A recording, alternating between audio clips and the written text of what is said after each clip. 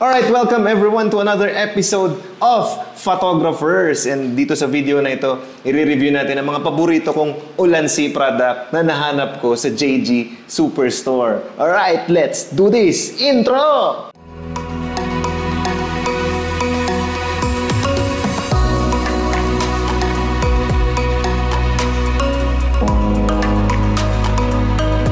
So, ayan, for a while, we have been vlogging using our GoPro, no? Yung mga vlog natin. Kasi madali eh. Isang pindot mo lang, shoot na, no? So, GoPro, no, nag-camping kami, kung saan-saan.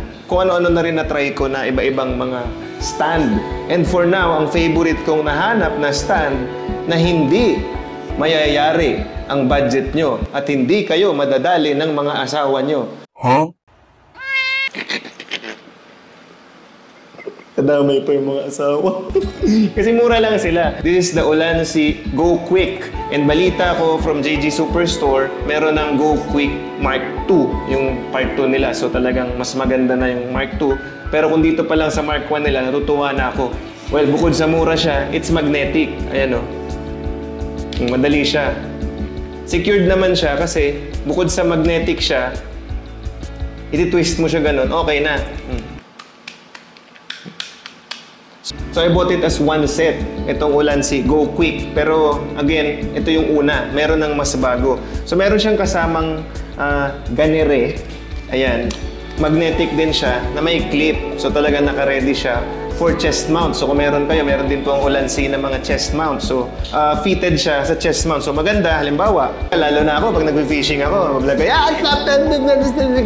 tapos biglang gusto mo na mag-fishing, ayaw mo na hawakan kasi paano nga naman, or even sa street photography, paano nga naman, ang hirap, di ba?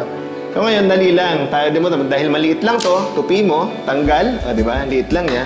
And then, twist mo na. Lagay mo na siya dito, pak, okay ka na. Ito pa, meron akong bagong naidagdag sa ating arsenal. Na syempre, galing din sa Ulanzi. It's called the Ulanzi UU Rig or UU Rig. Nandito lumalabas naman sa baba yung mga pangalan. Pagpasensyahan nyo na. Ilimuto ko yung mga model numbers. So ngayon, nakagandahan dahil yung Go Quick natin, and yung Go Quick 2, yung Mark II ng Go Quick, meron din yun. Dahil yung Go Quick natin, meron siyang attachment na panglagay sa quarter screw. Kung hindi ako nagkakamali, tama, quarter screw. So, pwede mo siya lagay sa mga tripod mo or kagaya nito, another Ulanzi product. Ayan.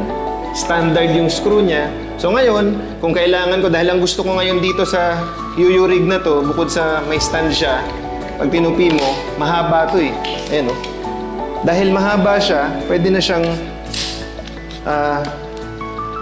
ayan, tripod stand. Mataas naman siya. Ayan, so lalagay mo lang dito. So G ka na, di ba?